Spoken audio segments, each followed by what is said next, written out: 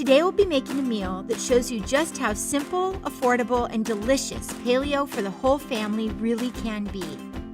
Pan-seared chicken, creamy tomato sauce, whipped sweet potatoes, 5-minute rainbow slaw salad, and some superfood chocolate bark for dessert. Stay tuned to the end of today's episode where you'll discover how to win one of my favorite kitchen tools that will help you prep beautiful fresh fruits and veggies in no time flat. I'm your host, Camille Macries, paleo chef, lover of good food and vibrant health. Each week, Camille's Paleo Kitchen brings you special guests, recipes, fun tips and tricks, along with a giveaway of one of my favorite kitchen tools that will leave you inspired and excited to cook at home for you and your family. It's all happening now on Camille's Paleo Kitchen.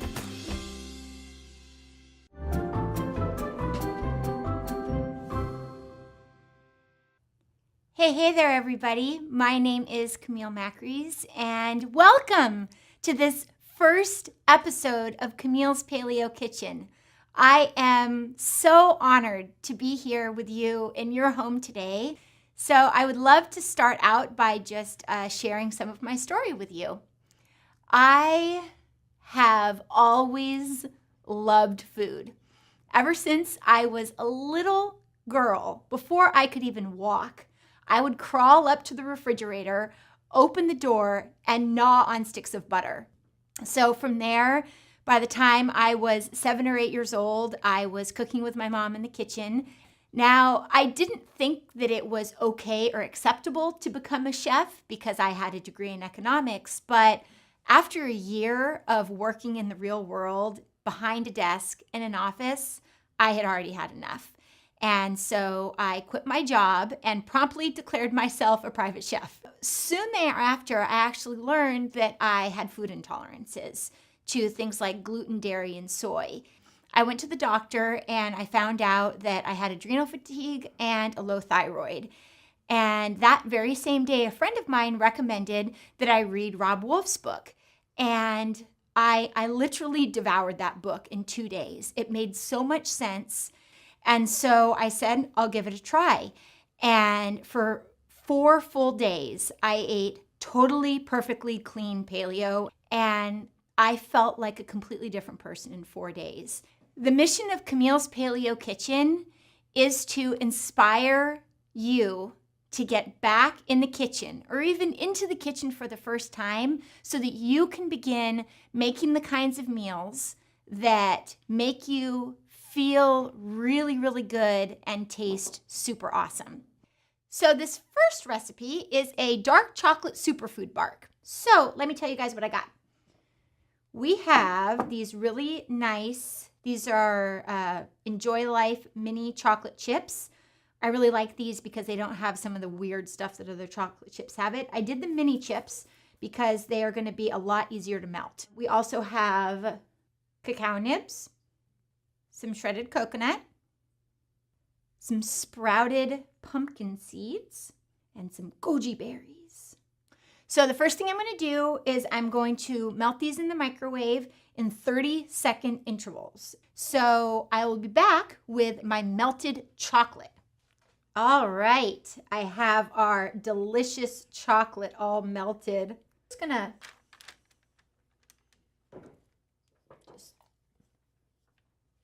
and then I'm just gonna spread it as evenly as possible. Don't gotta get all crazy about it. And then we're just going to sprinkle all of our yummy little toppings on top.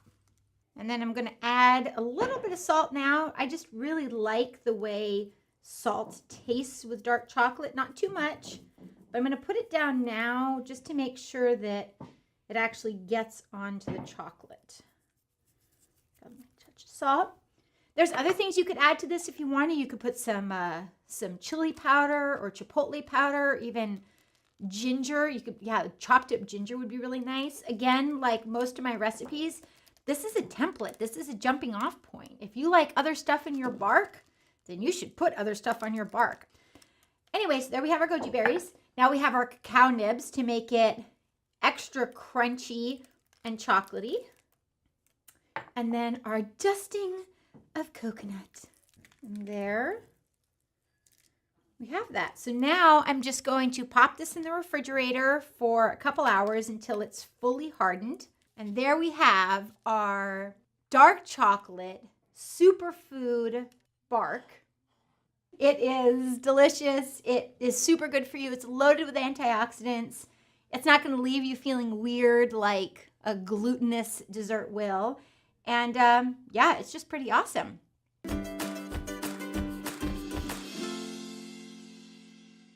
Now I'm going to show you this ridiculously easy one-pot chicken recipe. So I have this really great electric skillet that I've actually been preheating for several minutes. So it's really, really nice and hot. And it's going to help me get a really nice sear on the outsides of my meat. We're going to use a little bit of this coconut spray because this is good at high heat, okay? So I'm just going to give it a little tiny spray. And I'm going to add in my chicken. Ooh, you hear that sizzle? You want to keep the lid off. If I was to put the lid on right now, all of the juices would suck back underneath and it wouldn't turn brown. So I will cover it to cook it faster, but first I'm going to get a nice sear. So there's some salt. But so right now, I'm just going to set this aside as it sears and just let it be. And then we're going to start working on our sweet potatoes. Now I'm going to work on my sweet potatoes, 3 to be exact, and that I've already pre-cooked at 350 degrees for about 45 minutes. So I'm just peeling my sweet potatoes. Pretty easy because they're already so soft. You could also, I think you could probably do this with a veggie peeler too. You could scrape it off with your hands. You could scoop it out with a spoon. Whatever suits your pleasure. I'm just going to give them a rough cut. And now give my chicken a flip. Oh my word. Look at that. If that ain't perfect, I don't know what is. It's looking nice and crispy. So I'm actually just going to add all of the rest of the ingredients to my chicken. Touch of butter. You can use ghee, of course, if you don't do well with butter. I'm going to saute up these onions. Just going to give that a second because the onions, we want the onions to be able to be get sort of roasty and caramely before we add everything else in. It shouldn't take long though because this pan is nice and hot. I'm going to go back and I'm going to show you a really fun, simple way to peel ginger. So I'm just going to take the back of the spoon. I'm just going to run my knife or my spoon down. And I like this better than using something like a veggie peeler because a peeler seems to take away a lot of the valuable ginger pulp. We don't want to do that. Again, I'm just going to give this a bit of a rough cut. I really like ginger, so I'm going to put in a fair amount and chop this up real quick. My onions are cooking and they are ready to be turned away. Wow, this pan is really cooking for us. So we're making our simple, creamy tomato sauce. So I'm going to add my 3 fresh tomatoes. And I have my garlic cloves. So this whole sauce is actually going to be run through a blender. So I'm just going to do these. Actually, I'll give them a little bit of a chop.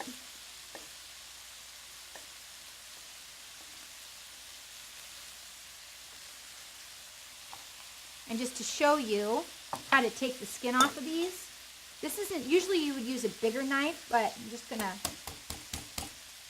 smash this down, and then you can much more easily peel your skin away. Throw that in. It's also really important, some recipes I see, they'll put the ginger or the garlic and the onions in at the same time. And I really don't think that's a good idea because onions, if they get like really dark and crispy, they're still going to taste okay. They can even be like almost charred black and taste okay. Garlic, on the other hand, if you burn a piece of garlic, you may have to throw the entire dish out because the flavor of the garlic becomes so pungent and gross that it can ruin the entire dish. So I like to add the garlic in much later in the process to make sure that that doesn't happen. So you'll see, if you look in here, this is really important because this is where we're developing a lot of the flavor. See, is right here where we have this nice brown caramelization, and this is actually the umami flavor, and you develop umami flavor by browning meat. Actually, tomatoes have umami, but this flavor is going to create such a delicious taste in the sauce. I'm just going to put the lid on this. So right now I'm turning the temperature all the way down to 180 degrees. And what's going to happen, because it went from 450 and it's dropping down to 180, that temperature change is actually going to create a vacuum suck, sort of like a pressure cooker. And it's going to cook our meat in a fraction of the time. It's super cool. So this little clicking that you will hear, this is actually a temperature gauge. Salad Master is the only cookware that will actually tell you if this is clicking, your food is above 185 degrees, which is where you lose some of those heat-sensitive vitamins. This is going to click a little bit, but you're going to notice it's going to stop as it sucks all in. It's pretty cool. Let me just set that aside. And so to that, I'm going to add our yummy melted Kerrygold butter. I'm going to add all of our sweet potatoes.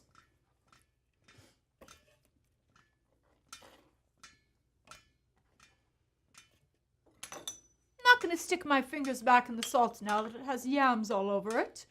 But I'm just going to give us a little touch of salt. And a little bit of orange zest. This is just going to be really, really nice. The ginger and the orange, they really, really accentuate the flavors of the sweet potatoes. Now I'm going to take half of the juice. I like to put my hand over this again. If you have like a little sieve, you can do it, but I just like to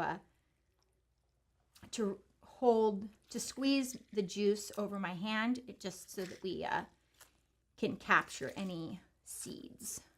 That should, woo!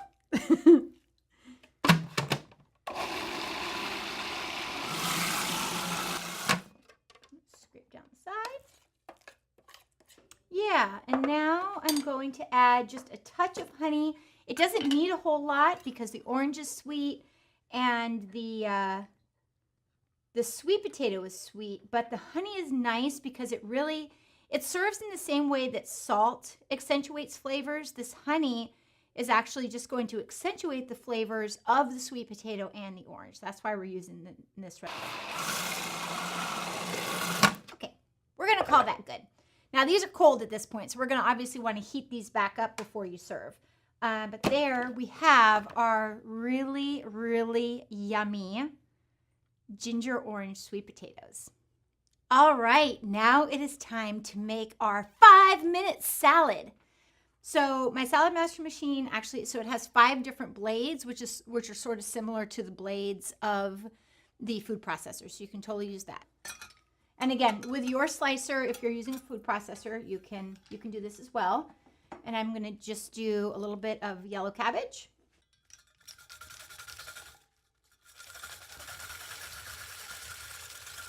And then I'm going to do some red cabbage. So now I'm putting on this other cone here. And I'm just going to grate up some carrot. And now the thing that's really great about this salad is just all of the diversity with the flavor. So the cabbage is a little bit spicy. Carrots, of course, are crunchy and sweet. The whole salad is crunchy, but I like to add a little bit of apple to it. So we can actually just use the whole apple. So now I just have 4 radishes. And radishes, of course, are spicy. I'm going to pop these in the back and use my little hand guard here. So you saw how I used the hand zester to get the zest off of the orange. I'm actually going to do the zest off of the lemon. So this is actually going to make the salad dressing right now. This lends just really nice brightness having the zest in the salad. You want to make sure that you don't get the white because that's the pith and that's bitter. So I'm just trying to get just the yellow off. And then I've already taken off a lot of the zest of this orange, but let's see if we can get a little bit more. Now I'm just going to give it a little squeeze. So I'm actually, this now is our really light, simple salad dressing. Touch of salt. Touch of pepper. Just get a nice drizzle of olive oil. Oh, I love this salad so much. I can't wait for you to try this at home. Once you get your hands on a food processor or a salad master machine, you're going to be making the salad like every day.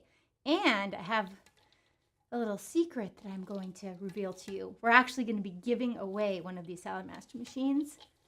And I'm going to tell you how you can win it at the end of the episode. So there you have it. There is our 5-minute slaw.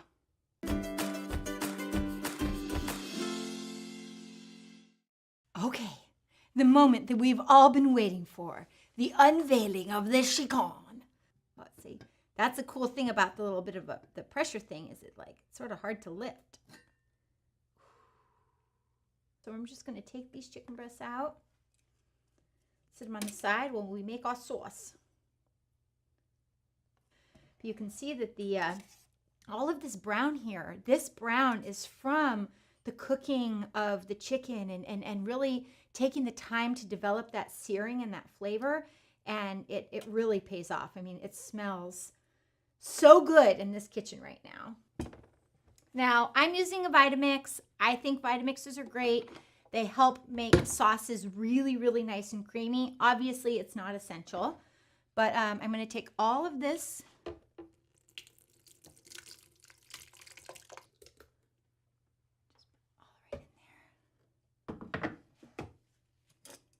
and now, instead of cream, I'm going to do something special. And this is something that I learned back for the 6 weeks that I was a raw vegan years ago. I took some raw cashews and I soaked these for about 4 hours. And I got them nice and plump. And so what happens there because of that is they take on a really creamy texture when you blend them with liquid. So I'm just going to start with a couple handfuls and begin blending. Always want to start with Vitamixes. They're really powerful. Always want to start on low and work your way up. And really important, since this is so hot, you always want to be able to give the steam a place to release. I have had more explosions with my Vitamix than I care to admit, because I haven't allowed the steam to come out. So taking a rag and putting it over the top is going to be your best bet to allow it not to, you don't want it to explode.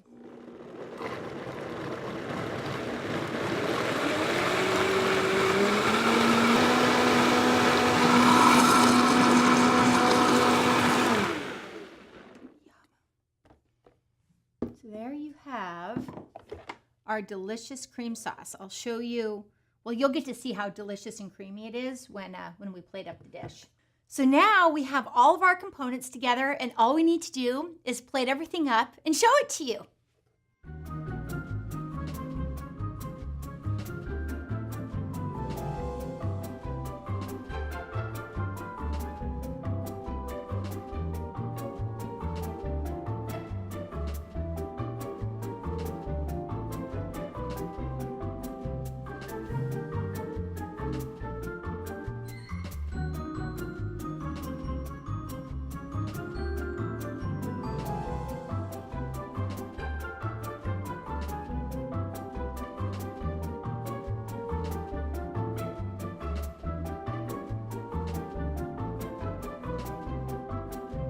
So something that I'm really excited to be able to do in Camille's Paleo Kitchen this season is give away some of my favorite kitchen tools every episode. Now, the reason why I'm doing that is because this show is not just about you sitting and watching. It is about you getting into the kitchen and trying out these dishes that we make. The way that I am going to nudge you a little bit to do that is with these awesome contests. So all you need to do to enter to win this awesome Salad Master machine that you have been seeing used all throughout this episode is make one of the dishes here today. When you make that, you're going to take a picture and you're going to upload it to Instagram, #PaleoGasm. So from there, head on over to paleokitchen.tv to see who the winner was. And of course, most importantly, to see if you were the winner and check out what's happening on next week's episode. I'm going to give you a little hint. Next week, we are going to be talking all about paleo on the go. And in next week's giveaway, we're going to be giving you everything you need to rock your paleo lifestyle on the go. Thank you so much for being here. I loved sharing this meal in this first episode with you, and I cannot wait to see you again next week. Bye-bye.